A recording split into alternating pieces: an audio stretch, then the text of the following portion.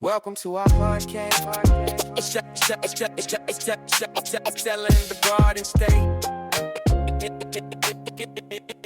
Hello, New Jersey. Welcome to episode 3 of Selling the Garden State. We're your hosts, Raghava, Alex, Tonya.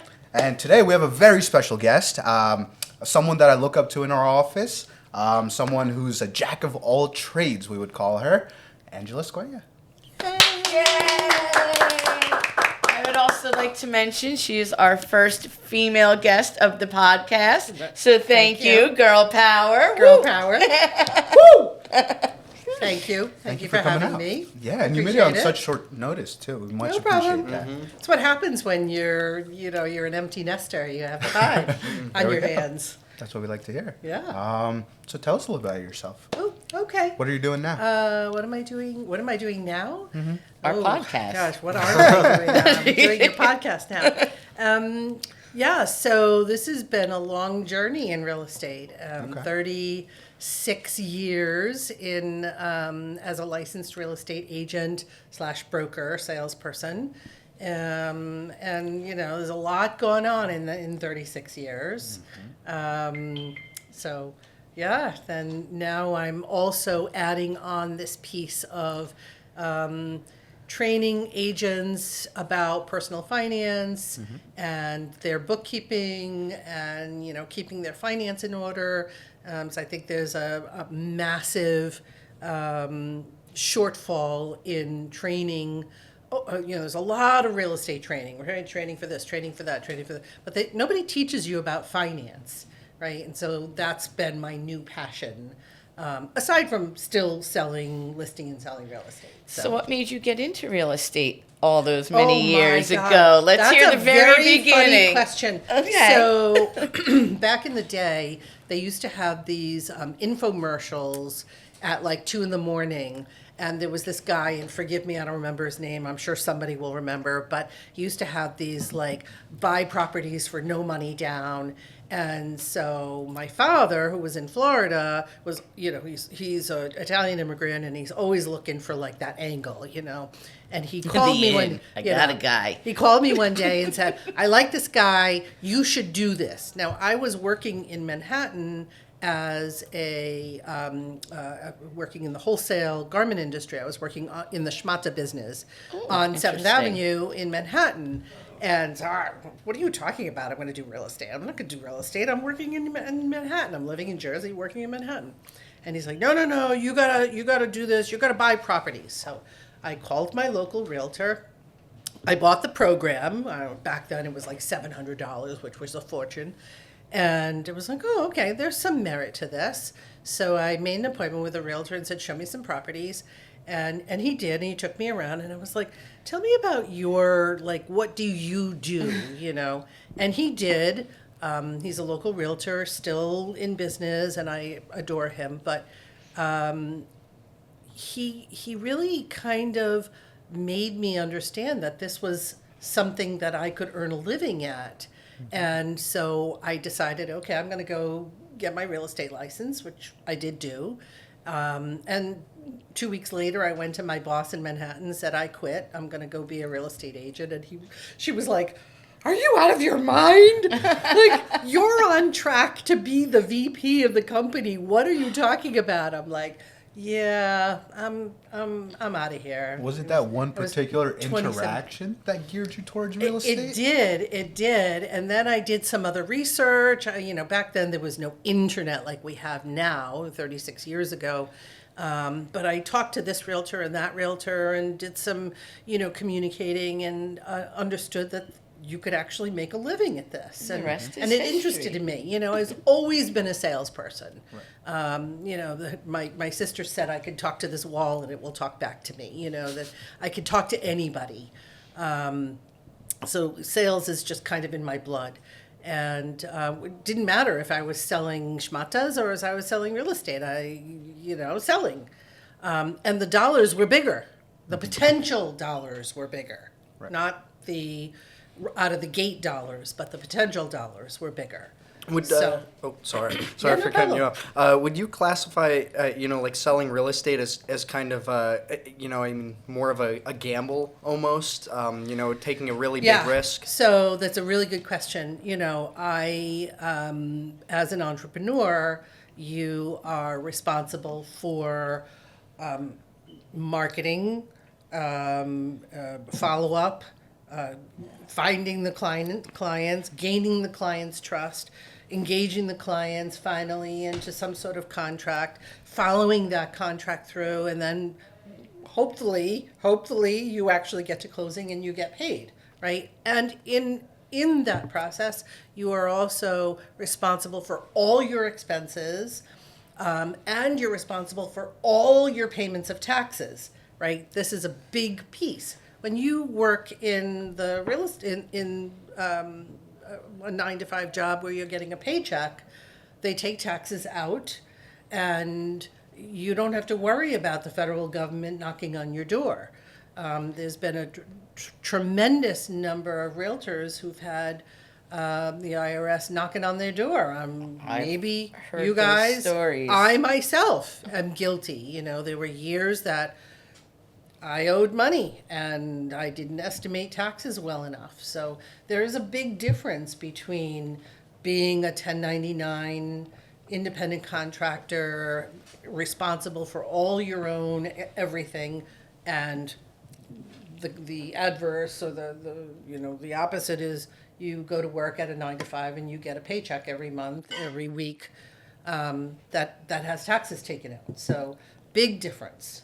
That's why I think it is important, like you talked about how you are getting into the financial literacy part Right, of it. right. Because honestly, as agents, you don't learn any of that in real None of it. estate school. None of it. You don't learn any of that in a brokerage. Right. It's really on You don't to learn it learn. in high school anymore. And, who do you trust as an agent? Because if I don't know it, how do I know somebody isn't jacking me for it? Right, right. So I think that's so smart that you are doing that in that transition, and Yeah. and appreciate that you're willing to help share that with us. Well, it came at a time when, so COVID, everybody had this introspection. I became a realtor. What's my life all about? COVID was everybody had too much time on their hands to think about, right? So one of the things I was thinking about is, okay, I'm 57 years old. How many years can I be out there selling real estate? Well, there are realtors in their 80s and 90s still selling real estate. You put your teeth in the morning and you go put your diapers on and you go sell real estate. I don't want to be that person, right? I want to not be that person. I love selling real estate. I love meeting new customers. I love the challenge of getting the property on the market or finding a customer a home. I just love the whole process from beginning to end, and I love the potential income that you can make from it. But I also understand that from an age perspective, I have to think about, okay, is it logical for me to be 70 years old going up and down the stairs? And I'm like my father, I will never retire. Never. I see too many people who retire and 6 months later they're dead. I'm not going to be that that's person. an Italian thing. My It dad is is an the Italian. same way. 100%. My dad is 75, God forbid me, Dad, if I'm wrong, 75, 76. And he goes to work every day. Yeah. He coaches baseball teams. He will not stop. It's Yes. an Italian Yes, thing. Yes. My father worked the day before he died. It's just the way. He was in his 80s. And they go and they go, and he until goes. they He got don't. up 6 o'clock every morning, and he went to work, and and it just kept you alive, So going back to why I came into this this personal finance and financial literacy for young agents or for any age agent is because during COVID, I had too much time on my hands. I was starting to think, okay, what am I good at? Okay, I'm good at finance as well. So let's see if I can parlay that into a little helping of my agents and turn it into a little side gig, right? Because everybody was looking for the side gig. So I started a bookkeeping business For QuickBooks, I got QuickBooks certified. I did all the training, blah, blah, blah. And I opened an LLC, Squeo Bookkeeping, that's fine. And right away, I realized I don't know enough. Because I can do a little bookkeeping for my realtor colleagues and investors and things like that. But if I'm going to work for a company, if a company wants to hire me and they're doing, 25 million in receipts, I don't know enough to handle that kind of. So I called Rutgers because I had never finished my degree back in the day and said, hey, you remember me from, the 80s, the early 90s, Angela and they're here. like, hold on, so they went back in the records. They probably had to go pull up, Microfiche. dust off the records and be like, okay, let's see, what Angela's all about. And okay, they came back on the phone and said, hey, you have a 3.75 GPA. We'd love to have you back. Okay, great. So I started Rutgers Business School in the accounting department January of 2023, and I finished in December of 2024. So 2 years. I finished all my coursework and walked for graduation. So That's actually amazing. I'm a real estate agent Congratulations. and I'm an accountant. So, Congratulations. That's thank you. amazing. It's so Yes. inspiring. yes. And I did learn a lot. I was very gracious. I was very grateful for my ability to say I don't know enough and be willing to put the effort in to know more. Because when I know more, it's also important in real estate. When you don't know enough, how can you help investors buy investment property if you don't know the formulas on how to identify good investment properties, right? So you take the courses to make that knowledge base, your personal knowledge base grow, right? Same thing with bookkeeping. So I know that you worked in real estate for a long period of time. Yep, Were you 36 only a years. salesperson, or were there other avenues within real estate that you did that kind of built that knowledge base you were talking about? So my kids say that I need a project, right? I'm that person that needs a project. So I started out as a real estate agent. Within 3 years, I bought my first 3-family. I then bought my single family house, which was a 2-family, and at the closing, my 2-family was being torn apart and turned back into a 1-family to live in. That's a lot. Yes. I have fixed and flip properties. I owned a construction company. I owned a real estate company. I bought land and built properties and sold them. At one point, I owned 7 properties and was a landlord. And I also did property management for New Brunswick investors that some of them I sold properties to, some of them were referred to me. So I did their property management for Rutgers students coming in and out of the properties. And I was a single mother through all of that. So I'm tired just listening to everything you did. It was totally exhausting. And I do have to admit that, behind every great woman is a full-time nanny. Okay.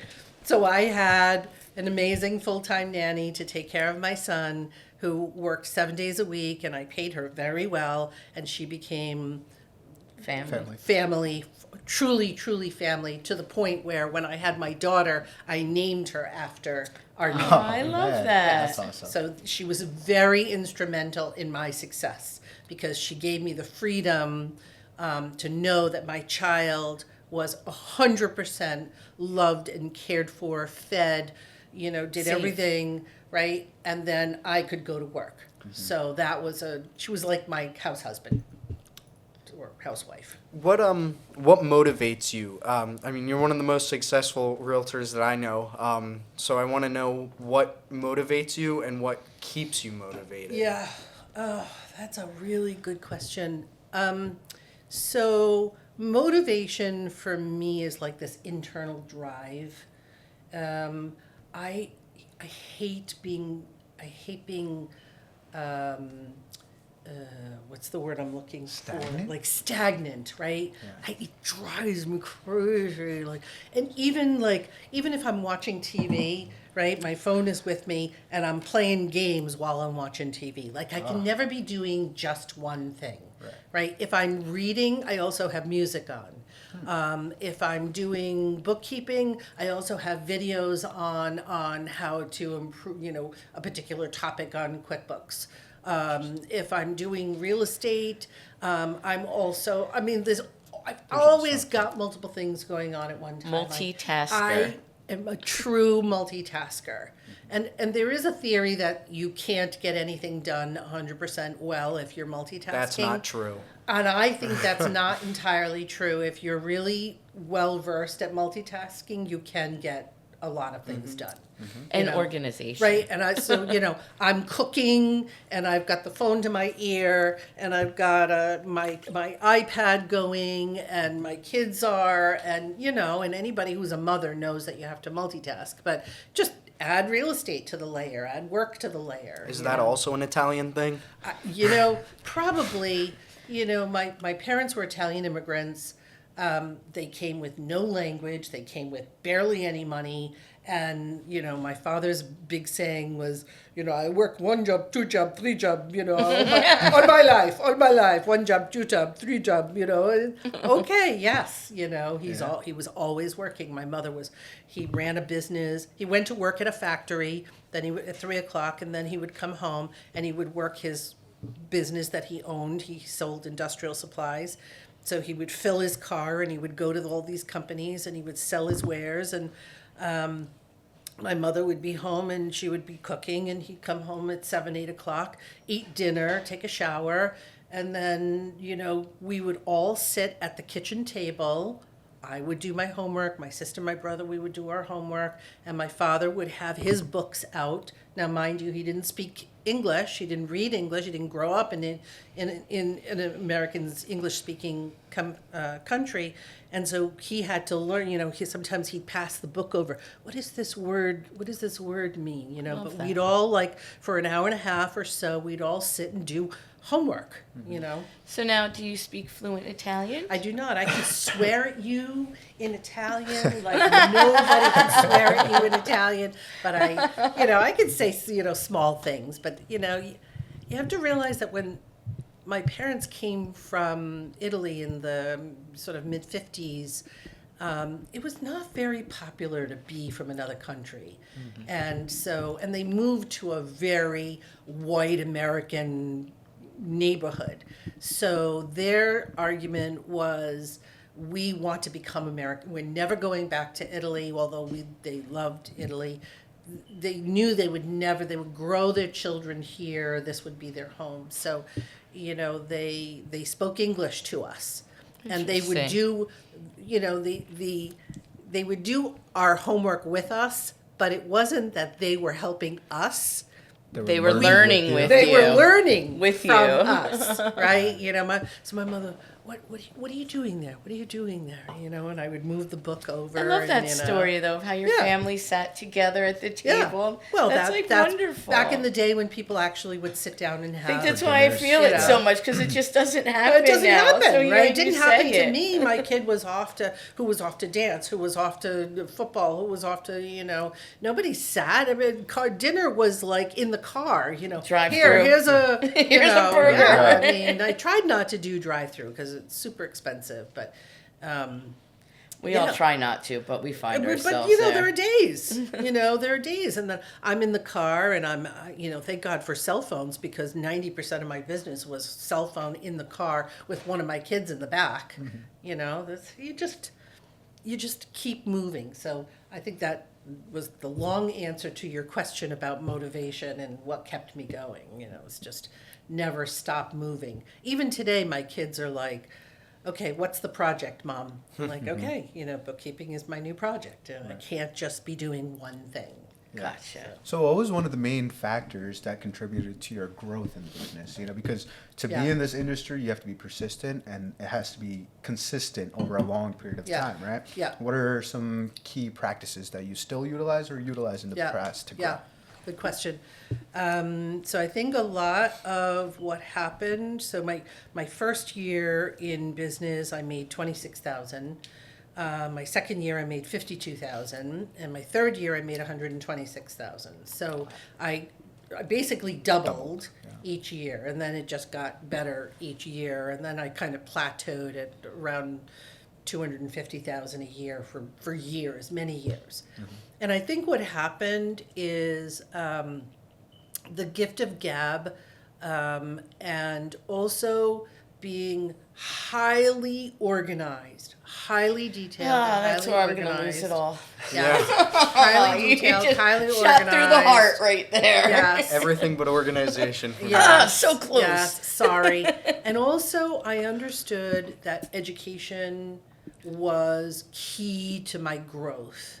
Anytime I could take a class in, the calculation on investors, or so I got my GRI, I got my all these acronyms I can't even remember now. They were so many years ago. But the buyer program, the senior specialist program, the short sale program for sure. I was a short sale specialist. I mean, any one of those programs that gave me acronyms at the end of my name, I took all of those programs. I committed to the time, and I learned. And each one was you take 20 hours.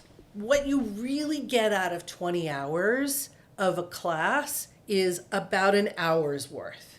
That's really gonna stick. And then if you took that 20 hours again, you'd find another 1 hour of information that's really gonna stick, right? I think a lot also was I was a very big Mike Ferry and Tom Ferry follower back in the day. I was, kudos to them. They really, they really changed the way I would think about, oh, I'm actually running a business. Okay, let me put a plan together, a business plan together. So every year, right around October, I would put a business plan together for the next year. And how many properties I was going to sell, what the income was going to be, even by month. I would, like some months you're going to sell more naturally. May you're going to sell more than you will in January, right? So I had it even down to a science of how many months, the 12 months a year, and how many properties. What that income was going to look like, what those expenses were going to look like, what my net was going to look like. Okay, well, that net wasn't enough. Okay, well, I have to grow my business more. How am I going to grow my business more? What were my pillars? Which one was I going to be more, attacking that pillar more than the others, But the biggest one was past clients. That was the key to my success and that's the answer to your question, by the way, is past clients. What are some of the little things you do? I mean, because obviously you have a bunch of past clients. Yes. Do you remember Thousands. sorry, not Thousands. to catch up. Thousands now? Thousands. You obviously can't call them all for an hour and be like, No. what's up? Right. What are some of the things that you do just to check in that don't take a lot of your time, but keep you engaged with them? So, mass mail is a beautiful thing. The problem with mass mail, it gets flagged, and it ends up in people's spam box. So what I decided was I was going to take 20 contacts a day, go through my list, alphabetize my list, and 20 contacts a day. Matter of fact, it no longer is, but it used to be my password on anything. So it would remind me every day, 20 contacts, $sign. That was that's my, great. That was my password That's awesome. for everything, right? And so I would take 20 contacts, and those past clients were called. And if I couldn't reach them on the phone, I would send them an email. And if I couldn't send them an email, I would text them. Right? And so if you stay in touch with your past clients, they only need you when they need you, right? So you sell Johnny and Mary a house in January, they don't need you again for 5 years plus, right? But they know, so and so and so and so, and so and so and so and so. And so when so and so says, at a dinner party, oh yeah, we're thinking of buying a house, I want Johnny and Mary to say, I have this amazing agent I want you to call. Just emailed me. She just emailed me. Let me forward you her email. Or I'm going to text her and see if it's okay if I can give them your phone number. They'll text me, hey, so-and-so want to buy a house. Is that okay if I give? Yes, give them my phone number. 100%. Please. Right? And so, on a personal basis, there was a phone call or a text or an email, at a minimum one of those, at least once a year. Also at Christmas time, I would send those magnetic calendars that go on your refrigerator. I've always found it amusing when I go into somebody's house that I sold their house to them, and 10 years later they have all my calendars up on there, or they have my magnetic business card up on their refrigerator, or at least the year. I know her. And then now, after 36 years, I'm selling their kids' houses. And so their kids will be like, my mother had your calendar up on our refrigerator every time we opened It's our kind of like getting to know you I saw without your- knowing you. I know who you are. Yeah. Even though I met you when I was 3. like it probably is right? a comfortable feeling. Like Right. I've seen your It's like- face for right. years. We know each other. There's a certain comfort to knowing that this person, my parents admired this We had person. breakfast together. Exactly. This question's more for me. You're a pretty eloquent speaker. I want to know how you work on having less filler words and picking your that's a good speech question. That's a better. really good question. Yeah, so I just said my daughter does a lot of and I try to correct her, but she's 20, so she doesn't want to. Alex does a does lot of. everything. She doesn't want to be She does a lot of I'm corrected. working Stuff on it. like I'm that. working on it. But I've really concentrated on not saying as much as possible. I find it annoying when I hear people say it, and I also try to not say it myself. The more you try, the more you can't. So what happens is you say when you're transitioning your thoughts. And so, you have to kind of think about transitioning your thoughts without saying that word. You have to actually physically catch yourself saying it. Put a period at the end Put of a the period sentence. at the Period end, at the end right. of the sentence. One of the other things very important was back in the day, Mike Ferry had these courses on how to communicate with clients. And one of his techniques was to use a pause. So you're looking to sell your house, right? Pause. When we sell your house, pause, we're going to blah, blah, blah, blah, blah, right? So try to, instead of use a pause, but a purposeful pause. And pauses are so, I want you to actually watch a movie, any movie, it doesn't matter, and pay attention to one actor, just one, and watch how they pause at certain points in the movie, certain points in their dialogues, right? It's so important. Important? It's so important. New vocab. I feel like when you talk about the pause, it instantly comes to mind Barack Obama. Yeah. He was Every genius speech, at it. He paused. He's He would genius say, at pause. Say a statement, pause. Yes. So as soon as he immediately came to my mind. Yeah. He was genius at it. He was very good at it. And it makes you think. You're talking to me, Right. and you give me that pause, it makes me think about what you were saying. Yes. Instead of Right. just everything's coming Hearing at me. Yeah, right. So other things like when you ask a question, shut up and listen. Just shut up. Yeah. Don't answer the question for the client. Just shut up and let them answer the question.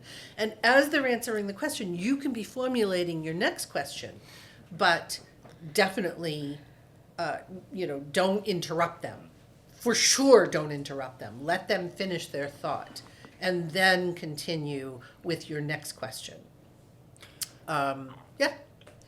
So, I are we have- gonna get into some fun stuff yet? I have one geez. more All right. one more heater. Okay. Then we're having some fun stuff. Sorry for the I have financial literacy. Okay. What's the most useful piece of advice that you've ever received? And if you were to die tomorrow, what's one piece of advice that you would want to leave for the next generation? Oh, wow. Deep thoughts. Wow. You can take a that's pause if you need. wow. Reflect. That's a really big one. He brought mortality into it. Yeah. Wow. I mean, there's a lot of really good things that, sort of mantras that I live by. One that comes immediately to mind was my sister, my beloved sister, was 6 years older than me. And as a teenager, I was being bullied. And she said to me, if you have nothing nice to say, don't say anything at all, right? So that was, I notice that a lot now because everybody's got something to say. Everybody's got an opinion. And I think if people just get their mouth shut, not everybody needs to know your opinion. You don't even need to have an opinion. It's all free the to time. shut up. It's free to shut up, It's, I love that though. I love that because that's not something that happens a lot now where think people about just the listen. News, right? Then everybody's got an opinion now, and not only do the newscasters have opinions, but they got to bring in the experts to have the opinions, and la la la. It's like sometimes it's just not necessary. It's okay. I also an older woman, a customer, was telling me about men because I was a single mom and I was always looking for, who would be the perfect father for my children. Not necessarily the perfect husband, but the perfect father for my children. You want to be my 'cause they were baby molded. daddy? Right. And then, she said, you have to have somebody who is smart. They can be smart and kind. Those are the two most important things. Because, like, educated kind of smart. Not just, I pretend to be smart, but really educated smart. And that was a really key, the guys that I were looking for was like buff and, handsome. And she's like, ugh, it all goes away, But their education can never go away. That's always going to be with them. And if they're kind, then the combination will keep you in a relationship. I didn't take her advice, by the way. We were talking that before. Everybody could give advice. It doesn't mean we take it. So ridiculous. I married the opposite of that, and 10 years later I was divorced. Yeah, you seem pretty well holding it down Yeah, yourself, well. though. So what's your piece of advice then that you'd like to leave? Wow. That's a really hard question. You only get one. You can only pick one thing. I think people just need to be, or people should. How do I want to Wasn't say it just this? shut up and be kind? Shut up and be kind. That was exactly what I was just going to say. I was Yeah. just trying to figure out how. That's to what I do got that. out of it. It was just shut up and be kind. And I love that. Heart It's that. so unnecessary, to have, to be in like people's business all the time. Just shut up and be kind. It's okay to have Be different nice. opinions. Be nice to people. Be nice to that person at the grocery store checking your stuff out. Standing there for 8 hours for $15 an hour. Like, be nice. Be nice love to that. people. Yeah. Yeah. Well, the golden rule I learned growing up as a kid was treat others how you want to be Right. treated, Exactly. Right. Right. Once you do that, I feel like everything kind of just starts working out in your Yeah. favor. Exactly. Right. Be kind. I also think education you know, there's this big thing, oh, you don't have to go to college. Go to college. Go to college. Nobody will take away your education. I don't necessarily think it has to be college, though. Go to a trade school. But great, totally. Okay, totally. I just wanted to make that clear. It doesn't have to be college. But you have to do have something. some education. So Yes. always keep learning. Always keep. I mean, I went back to college at 58 years old. My first day of class, I sat in the front row in the corner, and the kid tapped on my shoulder and said, "Are you our professor?" I'm like, Stop it! I'm your student. And I was always self-conscious, like when we would do group projects, and the professor would assign the groups, and then I'd get stuck with 3 other people, and I think they got stuck with me, because their capability was 1,000 times.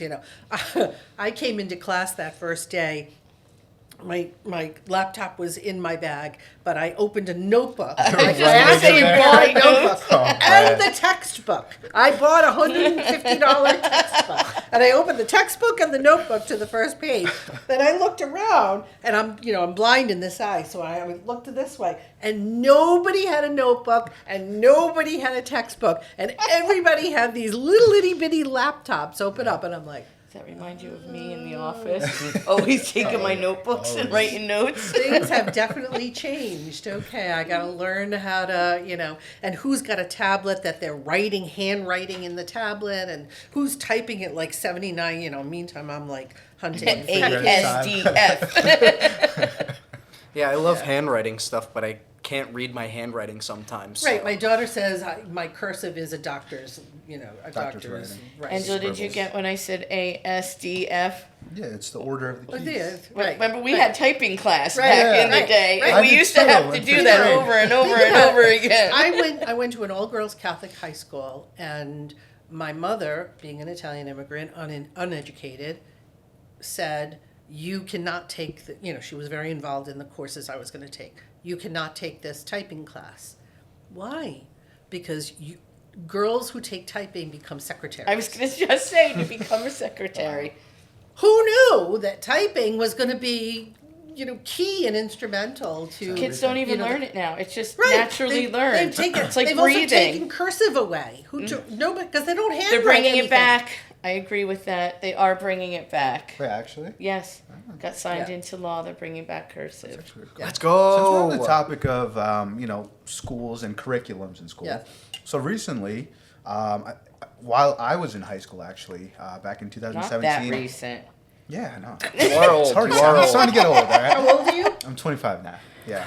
But back in 2017 and 2018, during that time, they removed a class from the curriculum called financial literacy. Yeah, big And problem. I don't understand why they did that, Right. right? Because It's a I big feel problem. like one of the main issues with people in my generation, they don't know how to handle money. They don't know what to do with money. They don't know how to Balance a checkbook.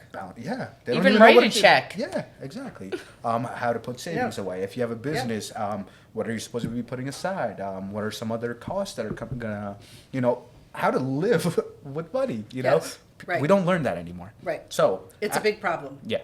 It's a really big problem, and it's my daughter is at the College of New Jersey. She wants to be a high school math teacher. Okay. So math is not far from finance. It's all numbers. Mm-hmm. It's just different formulas, right?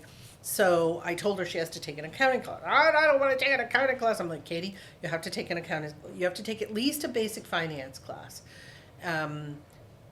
She's still fighting me on it. She's in junior year. We'll see if she actually takes a class.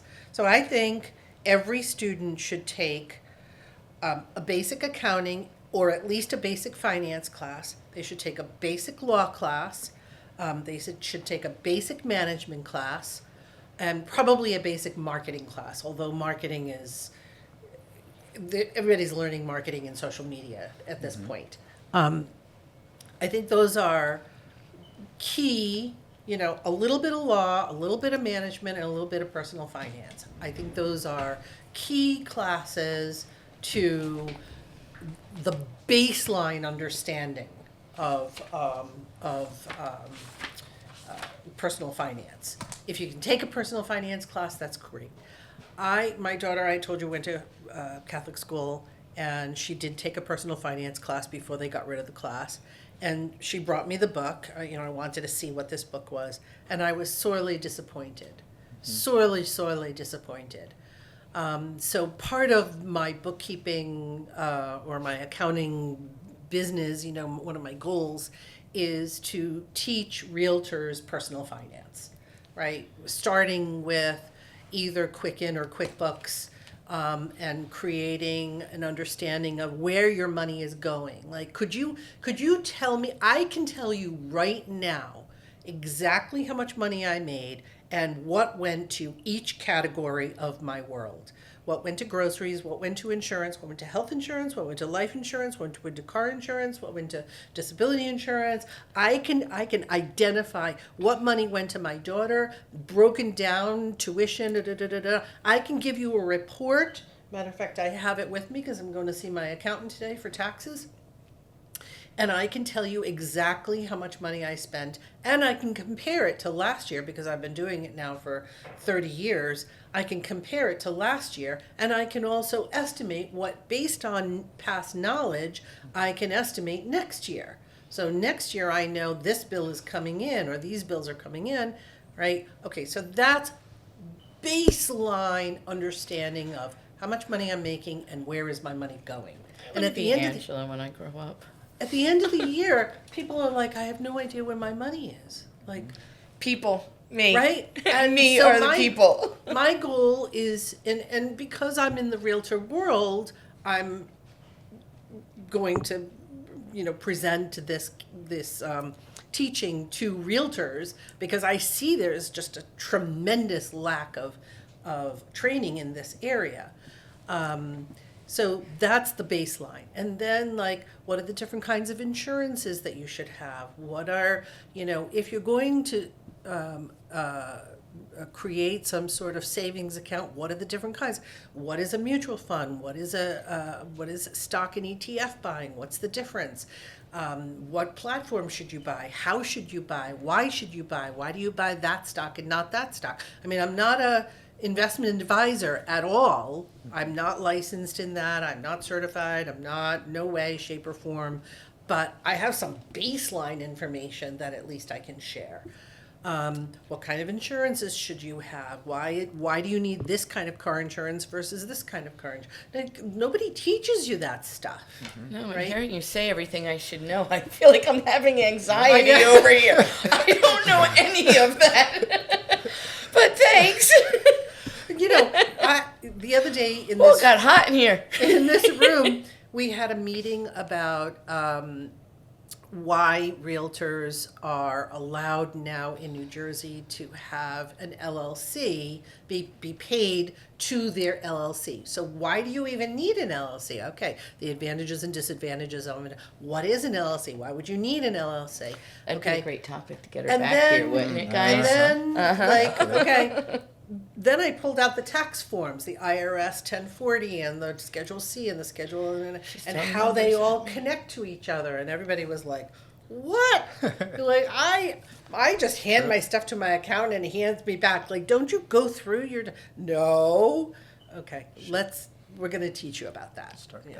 And I'm excited for that. I really am. I repeat, I am no expert in this field. I am an expert in real estate. 36 years in real estate, I am an expert. Period, end of story. Personal finance, I'm only an expert by life and a little bit of Rutgers Business School training and some accounting and some certifications that I've gotten. And I'm going to do my best to teach baseline courses to realtors that will elevate them at least a tiny bit. That they'll know a little more tomorrow than they did yesterday. For sure. So our audience, we try to get out to more than just realtors too. So because of that, say an income of $10,000 per month comes in. What are the key ways they should diversify that money on how they're going to spend it? What should go towards investments, savings, and everyday personal expenses? Like, is there a formula breakdown, a standard, or is it just depends? It's a formula that is different for every person, right? The money that's going to go to personal expenses for a single mother is different from a single guy, Or right? children, no children. Right. Exactly. Two Family, children, one one Own a child. house, rent a house, College. lease a car, buy a car, college loans that they have that they're still paying off versus no college loans. I mean, my goal for my daughter is to have her come out of college with no college loans. This is a master feat, because I see even my sister's eldest, who's a medical doctor making a lot of money, she's paying $1,500 a month to pay off $250,000 in medical loans. debt, right? 1,500 isn't even bad. I've heard much more Yeah. worse Right. horror Yeah. stories. Yeah. And she's got 4 kids, so Well, when you add 4 kids to it, it's a lot. well, that's a whole, that was whatever. So the formula is different. I can tell you for sure, 100%, you have to pay taxes first. You cannot have those colored envelopes arrive in your mailbox What that color are says I don't even remember. I think they were blue. I can't remember. Okay. It's been a long time since I got an IRS letter. Thank God. Good. Thank God. You need an air horn right there. But yeah. But you got to pay your taxes first, 100%. And then it's about, there's a theory about paying yourself first. So you pay the IRS and then you pay something into savings. Savings is broken down. You need an immediate 6 months worth of income for, I know I'm giving you anxiety, 6 months. Okay, let's even 3 months. Let's even 2 months. 2 months of all your expenses in an emergency account, right? Then you have your just regular savings for I want to go on vacation, and then you have your retirement savings, right? So those are the pay yourself. That's second. Taxes, pay yourself, and then it's everything else, right? How much is allocated to your business expenses versus how much is allocated to your personal expenses? Well, how much are your business expenses? How much are your personal expenses? I don't know. Every case is different. But by far and away, taxes first, then savings, and then everything else. The best way to calculate this, get an idea from this, is you have to understand your current situation. Right. Once you understand your current situation, how Correct. much debt you have, what's going on, where are you bleeding Right. money, where are places that you Right. can, cut those expenses, and understanding that will definitely help you. That's why I want to dictate. teach the Quicken, a quick Quicken course. So Quicken, Q squared. So You can give you're yourself old you enough. can give your Thank course a you. shout out if you you're want. old enough to know and to remember versus our little young Alex here, who's an infant in this. You remember back in the day, you used to have a checkbook. And at the back of the checkbook was the register. Oh, yes. Right? Or should print- My dad's the old Italian still you'd sits and lift does it his and checkbook. You'd write in check number, and this is the date, and this is who I wrote it to, and this is the dollar amount, and you do the plus and minus, right? This is the deposit I made, and you'd put in, and then at the end of the month, you get the statement, and you'd reconcile your checkbook, or maybe you didn't. There you go. I remember having it. I don't remember using it. Okay. I need your help. I need your help. Okay. So QuickBooks is like a glorified checkbook register. That's really what it is, right? When you have a real business that has employees or bigger expenses, then a QuickBooks is more of the appropriate app that you should use. Quicken is totally fine for people like us who have a little bit of income and some expenses, and we're not an S corp or a bigger corporation. Want to get to the fun fun stuff? yet? Thank you. We appreciate all your knowledge. That was Yes, thank definitely- you. was- You gave as always, it's just So much knowledge. Talking with And my then she hands. probably should keep going too. And you gave us ideas that we need to have you back for. I have to take his Xanax or something that morning. Sorry. Take a vodka after this. All right, I'll do better with that. Turnpike Shot- talk. Turnpike talk. Shot in a beer goes far. Yes, You're the- it does. Cheers Yeah, to for that. sure. Yeah. So we do a little segment called Turnpike Talks. Turnpike talks. Turnpike Talks. Oh, okay. Yeah. So we kind of ask you just general New Jersey topics. Yeah. And you kind of just pick your side on Okay. where you fall on it. Okay. All right? Yeah. Pork roll or Taylor ham. Really neither. I'm not interested. Oh, Not a big pork gal? our Not a first big- New Jerseyan who not said a- neither. Not a big ham fan. So. But is it ham? It's ham.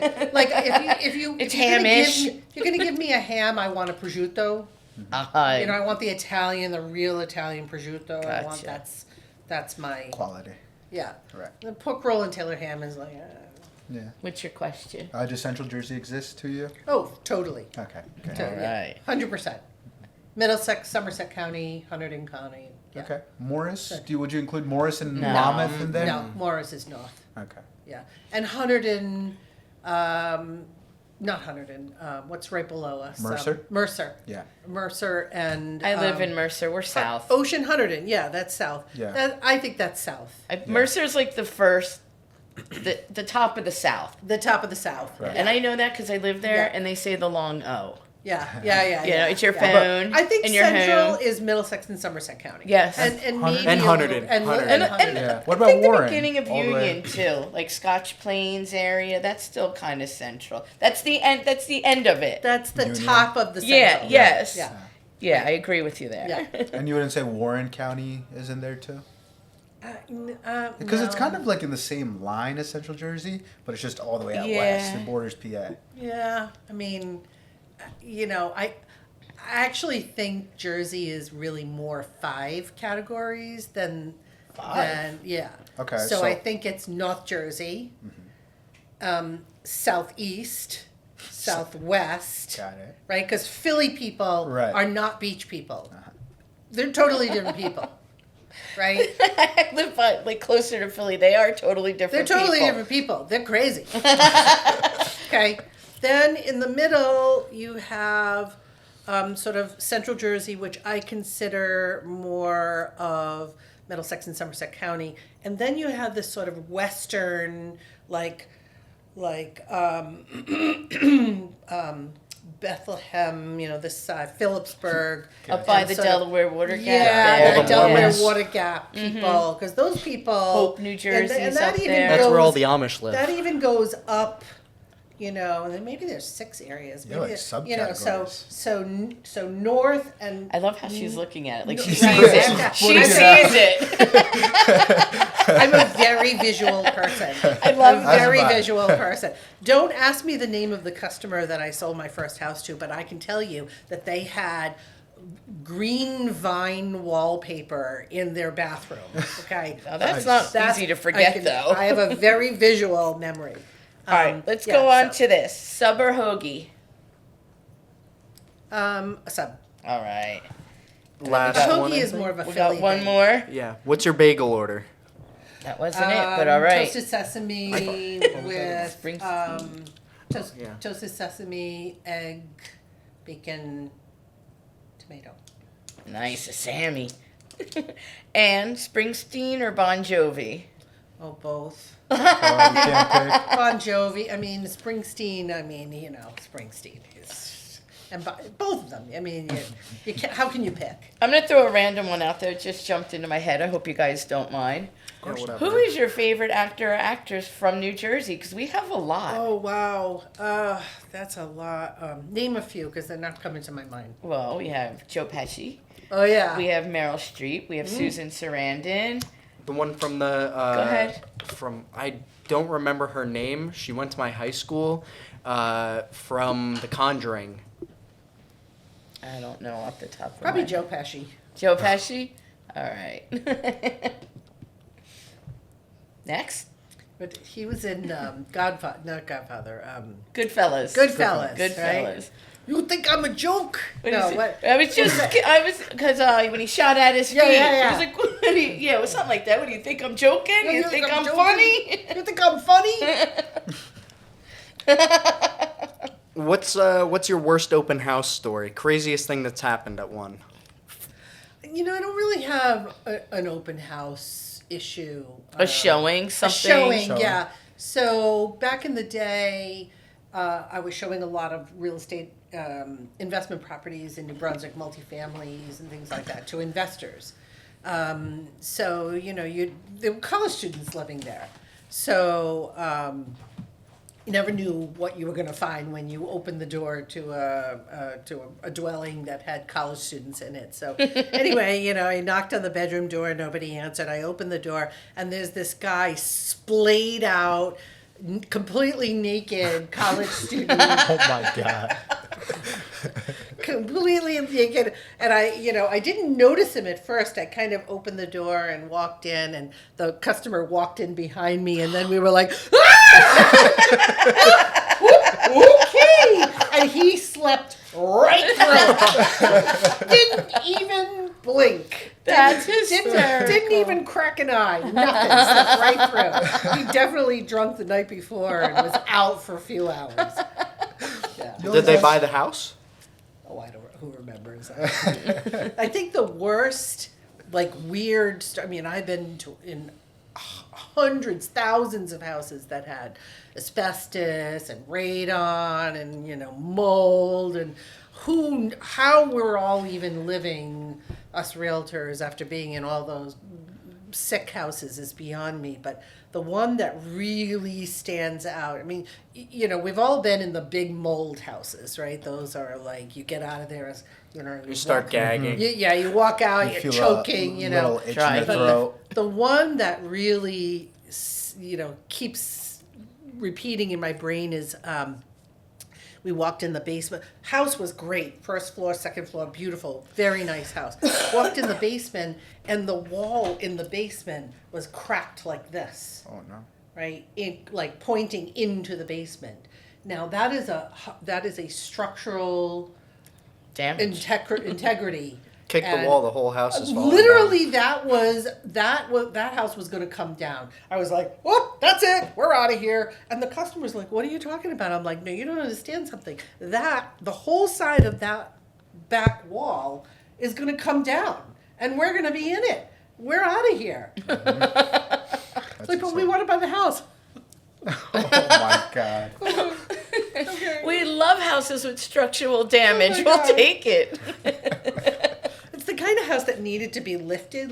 You were walking in the first floor and you felt this kind of dip. But Slant. okay, a lot of houses have dips, but okay, you went to That's the basement and it. you're like, Yeah. it takes a lot for me after all those thousands of sick houses to run from a house. I couldn't get out of there fast enough. Wow. The idea of being trapped in a collapsed house scared the crap out of me. With people you just met. So let's just say you were uncomfortable down in that basement. Yes, I was very I uncomfortable. have a funny story of when you Not made. happy. I have a funny story of when you made our producer feel very uncomfortable one time. Poor guy. Poor Angela's Jay. very witty behind the camera. He's being most He professional. looks like a in tomato front right of it. now. He looks like a tomato. So our producer is Jake. He's sitting behind the scenes here. Great producer. I've never met him before. And I don't even remember the story because I can explain it. there's Go ahead, let Raj thousands of explain stories it. like Yeah. this. We'll see if Raj can get through it without laughing, Oh though, my because God, he has it's a really so hard funny. time with that. But it is a really funny story. So Jake, come pop your head in so they can see you. No. Come on, Jake. Jake's like that. So you were actually, it was at one of our office meetings, and we were talking about listing presentations on how you need to, approach the idea to your potential seller that if they're not getting the attention and the showings or the offers for their property, that you need to suggest doing price reductions from the get-go. Right, so even from the listing appointment, you should tell them, hey, price reduction. So you try to give us an analogy of how when you go on a date, So you can't get through it. Grab the doll. you just Damn it, say it. you just need to keep initiating the conversation to saying, sex. We're gonna have sex. Sex. You just kept saying sex. You just kept saying sex over and over again. And each time pointing Jake, at Jake. Poor Jake. poor Jake, he got his shade redder every time you said sex. His whole face turned plump red. Sorry, Jake. I think it's just as great how Ron can't get through this story. I laugh like this every time I tell He you. does. It's great. That was very funny to me. I'm sorry. I have to be honest that humor, after you've shown 100,000 houses over 36 years, it's a little repetitive. But what is different is every customer is different, right?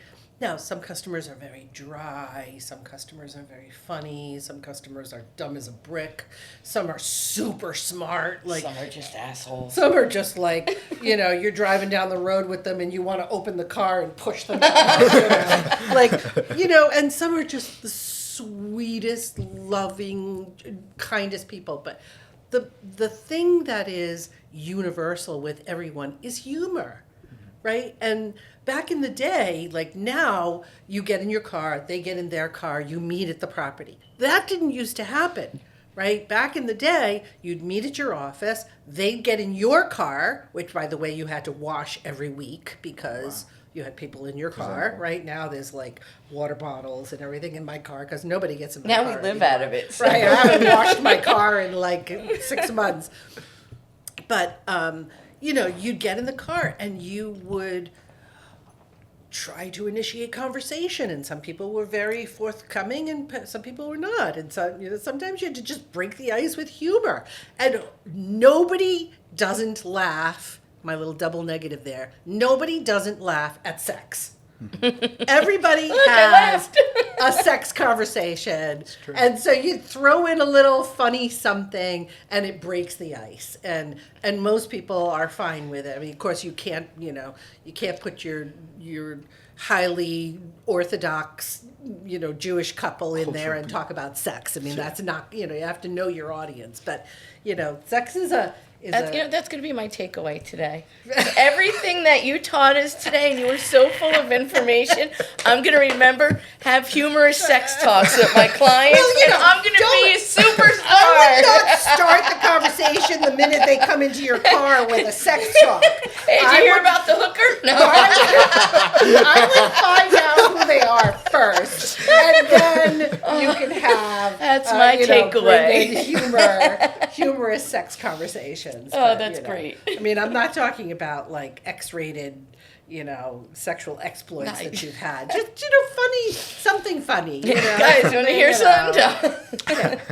That's great. I love that. One of my biggest ones is finding a house is like dating, right? You have to go into a lot of houses and you have to date a lot of men or women to find the right one, right? That's a very common, like you go into a bar and you see the girl across the way looking at you and that is not the girl that might be the girl you bring home, but that's not the girl you bring into mom, right? So, and there's that, and the houses are like that too, right? This is a house I can rent, but I'm not buying this house, so, and people understand that kind of analogy, and I don't know, it just comes to me. I love it. No, that's it comes to hysterical. me, and it makes people laugh. So you gotta make people laugh, right? Be nice, be funny, be nice, be knowledgeable. Do you think that humor is one of the driving factors in success in an industry like this? I don't think it's the driving factor. I think education and knowing your stuff is the driving factor. Yeah, they're not here Being for a super stand-up. Well, I just meant like, is it something important that is going to benefit you? I think what happens is you personally want to be memorable. So if your memorableness is about how smart you are about the real estate world, great. But it's kind of dry, right? So if you throw in a little humor, they're like,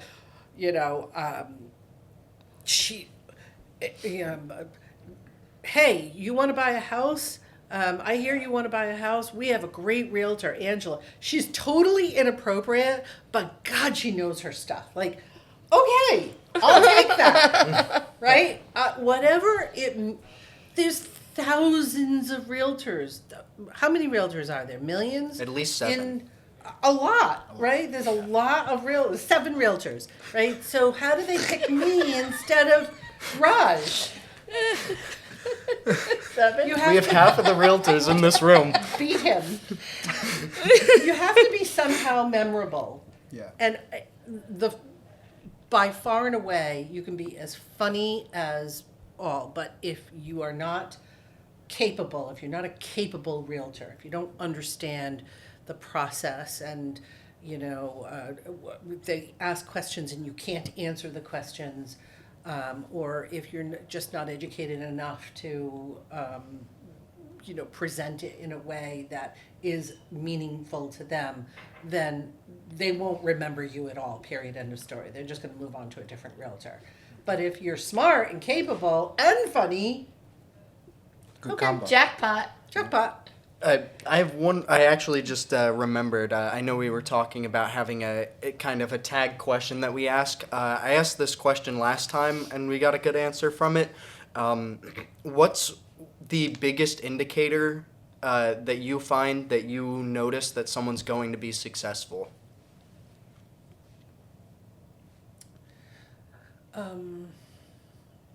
Just like last time. That's just too much Same of a reaction. question. Same reaction.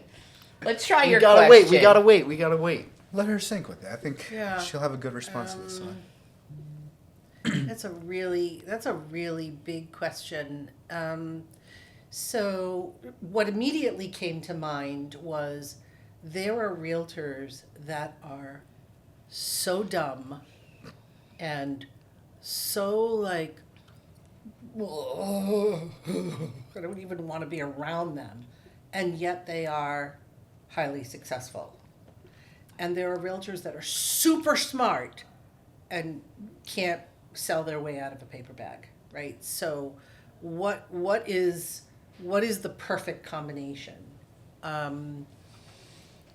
mean, those are the extremes, certainly, right? But I think of some really successful agents that are my comrades, my comrades.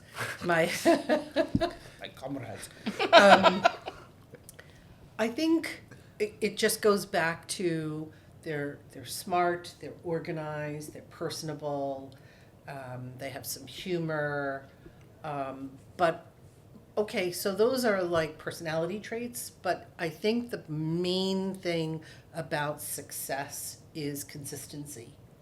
Is if you don't make those 20 contacts a day, if you don't communicate with your customers, so Mike Ferry back in the day, and probably still today, says all your business is lost in the lack of follow-up, right? You can meet 10 people at an open house, but if you don't call anybody back, you'll never get any business, right? You can meet people at the whatever grocery store or wherever, but if you don't follow up, if you don't stay in touch with your past clients, if you don't nurture your business, if you don't become a salesperson, like go to AI and say, what are the five main attributes in a successful salesperson, and see what he says. Are we done? No, we're No, good. Oh, okay. You're looking up there. Our picture is gone, and we want it back. Oh, Let me see if I can get it back. does that make sense? Yeah. Right. Yeah. I like your- consistency. Your consistency. I like that. You're just persistence Persistence and consistent. consistency. Just keep doing the same thing every day. Do the right things every day. Hit your 20 contacts. Be in touch with people. Follow up. And so I have stacks and stacks back in the day when we put everything on paper, right? She still So- does. So I used to buy a pack, Same. I used to buy a pack of yellow paper, and I used to buy a pack of pink paper. My yellow paper were my buyers. So if I got a call and somebody was interested in buying, it would go on a yellow, and if somebody was interested in selling, it would go on a pink. So I knew I was looking for pink or yellow papers on my desk, right? Because back in the day it was all paper. Now it's all Can you electronic. even imagine? Right? It was all paper, right? And some people had index cards, some people had, it was in a notebook, some people had a buyer notebook and a seller notebook, some, whatever. You do you, right? But if you don't actually open that book and call those customers or take out those papers and call those people, and even if you say to yourself, oh, they're not gonna, doesn't matter, still call them. Because the main thing to know about real estate is they don't need you until they need you. They're not going to buy a house today or tomorrow or Thursday, but they might buy a house on Sunday. And so if you're not top of mind on Sunday, because you've been in touch with them previously multiple times, they won't call you. They'll call the person at the open house or the person who's listing the property or, Joe Blow neighbor who happens to be a realtor. Understood. I'm good. Anything? I'm out of questions. Yeah. Nuh-uh. Angela, we just wanted to thank you. Thank you again So for coming on our much. podcast. So much. Thank you. Yeah. Very much appreciated. One final question before you head out. Okay. Okay. What does winning in the Garden State mean to you? And what are some key things people can do to have a successful future, say within the next 10 years in New Jersey? In New Jersey or in It's- real estate? In New Jersey. New Jersey. It's the Garden State part of our podcast. Yeah, that's a good one. New Jersey is, it's really a mixture of many different, it's a melting pot It of is. so many different kinds of people. Cultures. Religions, just style of people. North and South people are totally different. East and West people are totally different.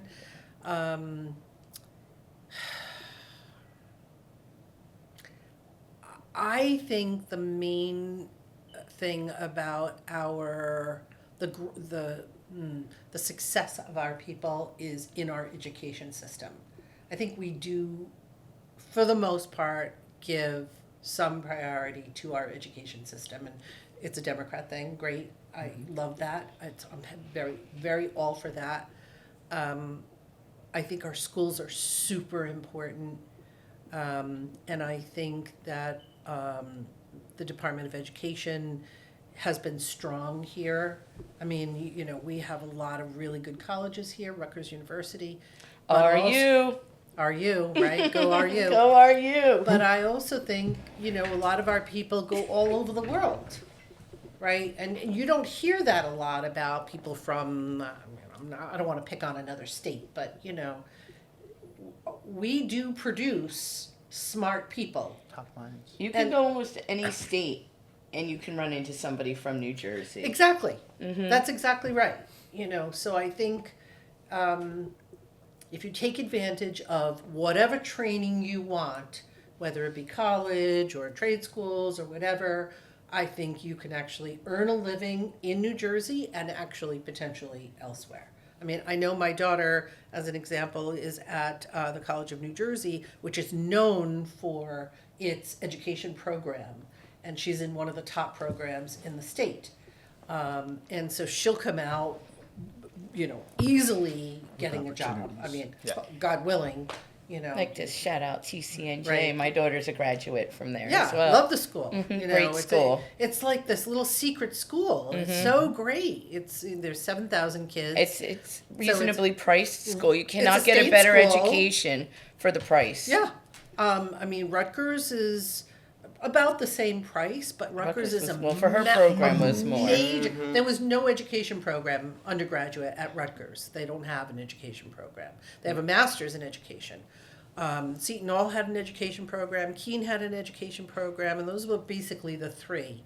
But shout out to TCNJ. They are, they're like a medium-sized state school. So I see her program and I'm appreciative of what they're doing with her. Awesome. Amazing. Yeah, so Well, again, thank you very much. that's Garden State. Thank you so Yes. much for coming on. Yeah. We really Appreciate appreciate it. Thank you. Thank you. Thank you for having me. You guys are course. doing a great job. I'm really, really proud of the three Yeah. of you. Thank you. My Subscribe and ladies. like. Shaq, if you're listening, please come on the podcast. Come Who on, is Shaq. that? Shaquille O'Neal. Oh, Shaquille O'Neal. Yeah. Why do you want Shaquille O'Neal? He's from Newark. here. Oh, I didn't know that. Oh. Yeah. Well, there you go. And thank you for listening to our podcast, Selling the Garden State. Da da da da da da da